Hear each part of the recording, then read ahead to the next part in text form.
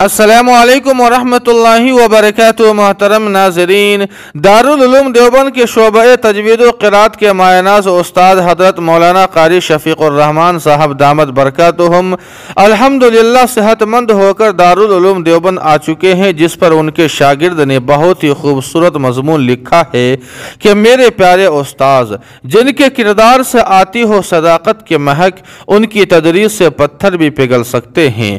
وہ نوائے دل بری ہو کہ نوائے عاشقانہ، جو فتح کرے دلوں کو وہی فاتح زمانہ۔ مادر علمی دارالعلوم دیوبند کی 3 سالہ طالب علمانہ زندگی میں آج یہ دوسرا مرحلہ ہے جب دل پر ایک پہاڑ سا ٹوٹ پڑا ہے اور آنکھوں سے بلا اختیار آنسو جاری ہو گئے ہیں۔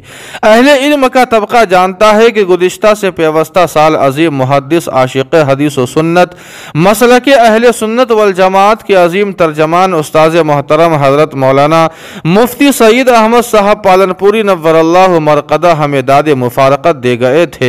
اس سال احقر دور حدیث شریف کا متعلم تھا، بخاری شریف کا آخری سبق پڑھانے آئے تو زبان بند ہو جانے کی وجہ سے حسب معمول چاہ کر بھی نہ پڑھا پائے۔ طالب علم نے آخری حدیث پڑھی اور سبق پورا ہوا تو حضرت مفتی صاحب پھوٹ پھوٹ کر رونے لگے اور ساتھ میں پوری دارالحدیث میں سسکیوں کی آواز گونج اٹھی۔ جب بھی ہم سے رہا نہ گیا اور بلا اختیار آنکھوں سے آنسو جاری ہو گئے تھے۔ حضرت مفتی صاحب یہ کہتے ہوئے ہم سے رخصت ہوئے، بھائیو بس معاف کر دینا۔ دوسرا واقعہ آج کا ہے انہی اسلاف کی روایتوں کے امین اسم بامسمہ عاشق قرآن استاذ مکرم حضرت مولانا قاری شفیق الرحمان صاحب گھٹنوں میں تکلیف کی وجہ سے سخت پریشان تھے، اتنے پریشان کہ ہموار زمین پر بھی چلنا دشوار ہو گیا تھا۔ کچھ دنوں پہلے گجرات میں کسی جگہ گھٹنوں کا آپریشن ہوا اور اب الحمدللہ کسی حد تک شفا یاب بھی ہو گئے ہیں۔ دعا ہے کہ رب کریم حضرت والا کو مزید شفا عطا فرمائے۔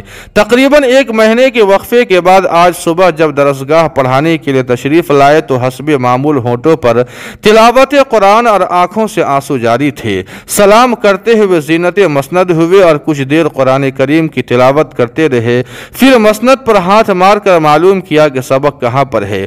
سب نے جواب بھی دے دیا، پھر فرمایا کہ میری طبیعت ابھی صحیح نہیں ہے، اپنا کام سمجھ کر محنت سے پڑھائی میں لگے رہو، اور رونے لگے اور روتے ہوئے بولے کہ اس درسگاہ سے رفاقت اور جدائیگی ہر روز ستاتی تھی اور یہاں کی یہ فضا اور نورانی ماحول یاد آتا تھا۔ پھر محبت بھرے لہجے میں بولے، بچوں میرے لیے دعا کرو، اور خود یوں دعا کی کہ اے میرے رب کریم میرے گناہوں کو معاف فرما، اب مزید بوجھ اٹھانے کا متحمل نہیں ہوں۔ اللہ جب تک زندہ رہوں قرآن کی خدمت میں لگا رہوں۔ بس یہ سب سن کر اور دیکھ کر ہم سے بھی رہا نہ گیا اور آنکھیں اشکبار ہو گئی۔ فدا ہوں آپ کی کس کس ادا پر، ادائے لاکھ ہے دل بیتاب ایک، دل ہی دل میں حضرت کی دعا پر آمین کہتے رہے۔ ناظرین کرام، حضرت قاری صاحب خوش اخلاق، سادہ مزاج، تکلف سے کوسوں دور اور بے پناہ شفیق، وقت کے بے حد پابند، مستقل ایک منزل قرآن کریم پڑھنے والے حضرت مفتی سعید احمد صاحب پالنپوری نور اللہ مرقدہ کی خاص تربیت یافتہ ہے۔ آخر میں آپ سب سے حضرت استاذ محترم کی مکمل شفا یابی کے لیے دعاؤں کی درخواست ہے کہ اللہ پاک حضرت والا پر رحم کا معاملہ فرمائے۔